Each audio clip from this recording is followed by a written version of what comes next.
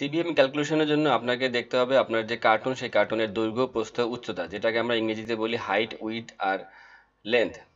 তো এখানে একটা কার্টুন দেখা যাচ্ছে, সেই কার্টুনের হাইট হচ্ছে 70 সেন্টিমিটার, উইডথ হচ্ছে 60 সেন্টিমিটার আর লেন্থ হচ্ছে 50 সেন্টিমিটার, যেটাকে আমরা এভাবে করে সবসময় লিখি যে L50 × W60 × L70 আর এখানে লাস্টে একটা সেন্টিমিটার লিখে দিই। তো এটা সিবিএম হিসাব করার জন্য আপনাকে যেটা করতে হবে জাস্ট এই দৈর্ঘ্য প্রস্থ উচ্চতাগুলোকে আপনাকে গুণ দিয়ে 10 লাখ দিয়ে ভাগ দিয়ে দিবেন। তো আপনাদেরকে সবসময় এই 10 লাখের সংখ্যাটাকে মনে রাখতে হবে।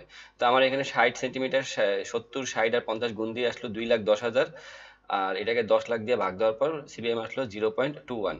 তো আপনাদেরকে সবসময় এই কথাটা মনে রাখতে হবে যে সিবিএম ক্যালকুলেশনের জন্য আপনাকে অবশ্যই আপনার যে কার্টুন থাকবে বা বক্স থাকবে বা যাই থাকুক না কেন তার অবশ্যই দৈর্ঘ্য প্রস্থ উচ্চতা মাপতে হবে সেন্টিমিটারে।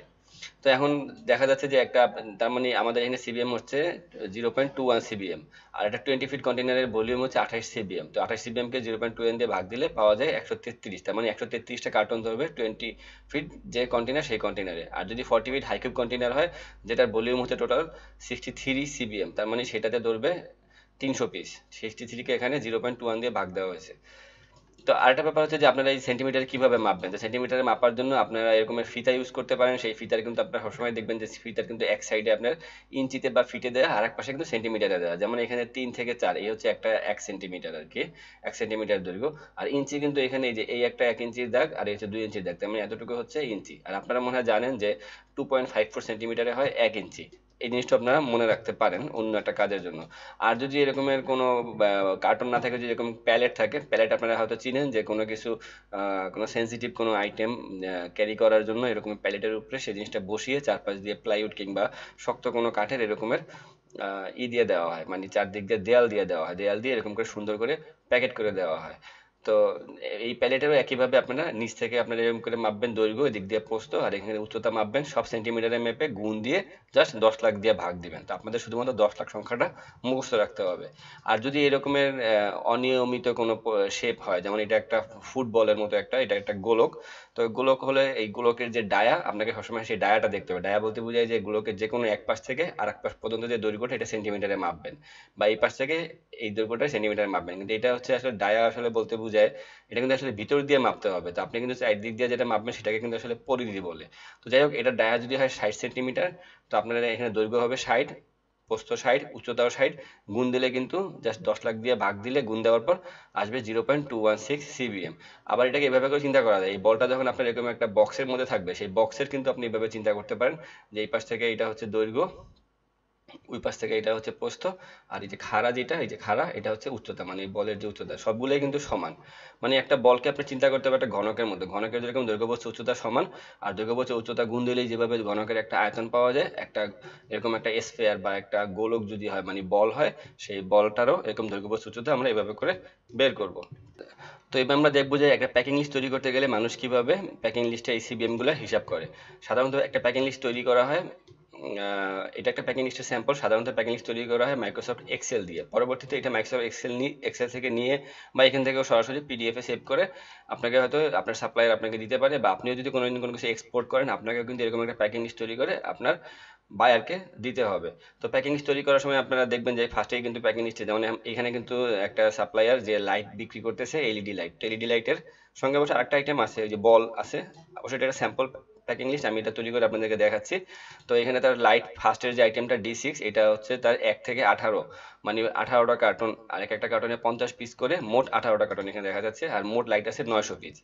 আর ঠিক এই যে নেট ওয়েট, নেট ওয়েট বলতে বোঝায় কিন্তু একটা কার্টনের নেট ওয়েট, মানে শুধুমাত্র কার্টনের ভিতরে যা আছে তার ওয়েট। আর কার্টনের যে কাগজ, মানে কার্টন তৈরি করা হয় কাগজ দিয়ে, সেই কাগজ সহ যে কার্টনের ওজন সেটা হচ্ছে 12.4 কেজি। সাধারণত নেট ওয়েট থেকে সবসময় গ্রস ওয়েটটা নেট ওয়েটের থেকে বেশি হয়।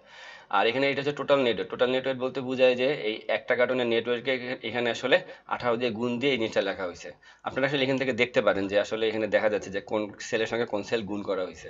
তো আমি এখানে যেটা দেখাতে চাইছি সেটা হচ্ছে যদি দেখেন সিবিএম কিন্তু এখানে কিভাবে ক্যালকুলেশন করা হয়েছে, যে এক একটা কার্টনের লেন্থ উইডথ আর হাইট কিন্তু এখানে বসানো হয়েছে। যেমন আমাদের যে প্রথম যে 18টা কার্টন, 1 থেকে 18 সিরিয়াল পর্যন্ত, এক একটা কার্টনের লেন্থ হচ্ছে 51 সেন্টিমিটার করে, উইডথ হচ্ছে 22 সেন্টিমিটার করে, আর হাইট হচ্ছে 58 সেন্টিমিটার করে। তো আপনারা বুঝতে পারতেছেন, এখন আমি যদি এই কার্টনটার হিসাব করি, সিবিএম হিসাব করি, কি করতে হবে, তিনটাকেই আমার গুণ করতে হবে, গুণ করে 10 লাখ দিয়ে ভাগ দিতে হবে। আর যেহেতু এই সিবিএমটা কিন্তু আসলে একটা কার্টনের সিবিএম না, এই সিবিএমটা কিন্তু আসলে এই টোটাল 18টা কার্টনের সিবিএম। তার মানে একটা কার্টনের সিবিএম হিসাব করে সেটাকে আমার এই 18 দিয়ে গুণ করতে হবে। তো আমি এবার এই সেলে ক্লিক করলাম, এই সেলে ক্লিক করা অবস্থায় কিন্তু আপনারা দেখতে পাচ্ছেন যে ফার্স্টে কিন্তু একটা কার্টনের সিবিএম হিসাব করা হয়েছে, এই যে এইটুকুর ভিতরে। এই যে আপনারা মনে হয় দেখতে পাচ্ছেন যে ফার্স্টের দৈর্ঘ্য প্রস্থ উচ্চতা গুণ দেওয়া হয়েছে, এগুলো হচ্ছে K11, K11 আর M11, এগুলো সেই সেলের নামগুলো। এগুলো যারা এক্সেলে কাজ করেন তারা জিনিসগুলো আরো ভালো বুঝতে পারবেন। তো এই তিনটাকে গুণ দিয়ে জাস্ট 10 লাখ দিয়ে ভাগ দেওয়া হয়েছে। আর এরপরে E11 সেল দিয়ে গুণ করে, E11 সেল বলতে বুঝে আসলে এই 18 দিয়ে গুণ দেওয়া হয়েছে। যেখান থেকে দেখা যাচ্ছে এটা হচ্ছে ই বরাবর, আর এটা হচ্ছে 11, তার মানে এই সেলের নাম হচ্ছে E11। তো আপনারা বুঝতেই পারতেছেন যে আসলে এক একটা কার্টনের সিবিএম গুণ দিয়ে তারপরে এই কার্টনের সংখ্যা দিয়ে গুণ দেওয়া হয়েছে। এখানে প্রত্যেকটা সেলে কিন্তু সেই একই কাজ করা হয়েছে, জাস্ট একটা সেলে এই ক্যালকুলেশনটা লিখে জাস্ট এখান থেকে এই জিনিসটাকে এইভাবে করে টান দেওয়া হয়েছে। তো আমার এই প্যাকিং লিস্ট কিভাবে তৈরি করতে হয়, প্যাকিং লিস্ট তৈরি করা নিয়ে আমার আরেকটা ভিডিও আছে, সেই ভিডিওটার ডেসক্রিপশনে, সেই ভিডিওটার লিঙ্ক ডেসক্রিপশন বক্সে দেওয়া আছে। আপনারা দয়া করে সেই লিঙ্কটা থেকে ক্লিক করে সেই ভিডিওটা দেখে নিতে পারেন। সেখান থেকে দেখলে আপনারা এই জিনিসগুলো আরো ডিটেল এই জিনিসগুলো জানতে পারবেন। আর আরেকটা ব্যাপার হচ্ছে যে এখানে টোটাল যে সিবিএম যোগ করে আসছে এটা হচ্ছে 26.17 সিবিএম। তো আমরা জানি যে একটা 20 ফিট কন্টেনার ক্যারি করতে পারে টোটাল 28 সিবিএম এর মতো মাল, তার মানে এই মালগুলো আসলে একটা 20 ফিট কন্টেনারেই ধরবে। আর আরেকটা ব্যাপার দেখা যাচ্ছে সেটা হচ্ছে এই যে গোলক, এখানে কিন্তু তিনটা বল দেখা যাচ্ছে, এসএস বল। তো এসএস বলের তিনটা সাইজ আছে, একটা হচ্ছে 1200 ডায়া, একটা 900 আর একটা হচ্ছে 600। তার মানে সেন্টিমিটারে কিন্তু এটা ডায়া আসবে, সেন্টিমিটারে নিতে হলে ভাগ দিতে হয় 10 দিয়ে।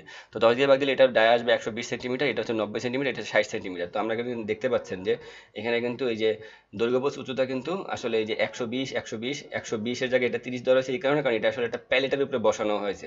প্যালেটের উপরে বসানোর পর কিন্তু এটার মানে হাইট কিছুটা বেড়ে গেছে। তো এইভাবে করে আপনারা বুঝতে পারতেছেন যে এখানে এই তিনটা গুণ দিয়ে, এখানে আপনার একই থিওরি দিয়ে মানে একই যে ফর্মুলা, সেই ফর্মুলা দিয়ে এটা করা হয়েছে। তো এখানে আপনারা দেখতে পাচ্ছেন ফার্স্টে দৈর্ঘ্য প্রস্থ উচ্চতা গুণ দিয়ে 10 লাখ দিয়ে ভাগ দেওয়া হয়েছে। ভাগ দেওয়ার পর এটাকে জাস্ট গুণ দেওয়া হয়েছে যে এরকম কয়টা প্যালেট আছে। তো এরকম প্যালেট আছে 5টা, এই জন্য জাস্ট 5 দিয়ে গুণ দেওয়া হয়েছে। এই যে লাস্টে E30 মানে হচ্ছে আসলে এই যে ই বরাবর ই, আর এখানে 30, তার মানে এই 5 দিয়ে গুণ দেওয়া হয়েছে। তো এইভাবে করে টোটাল সিবিএমটা বের করা হয়েছে। তো আজকে এই পর্যন্তই, দেখা হবে পরবর্তী ভিডিওতে। তো তার আগে সবার কাছে একটা রিকোয়েস্ট, সেটা হচ্ছে যে দয়া করে আমার চ্যানেলটিকে সাবস্ক্রাইব করুন, আর যাতে আপনারা এরকম ভিডিও আমি আপলোড করলে পরবর্তীতে আপনারা সেটা নোটিফিকেশন পেয়ে যান। এই জন্য পাশে থাকা বেল আইকনটিকেও একটু ক্লিক করে রাখবেন। তো দেখা হবে পরবর্তী ভিডিওতে, সবাই ভালো থাকবেন, সুস্থ থাকবেন।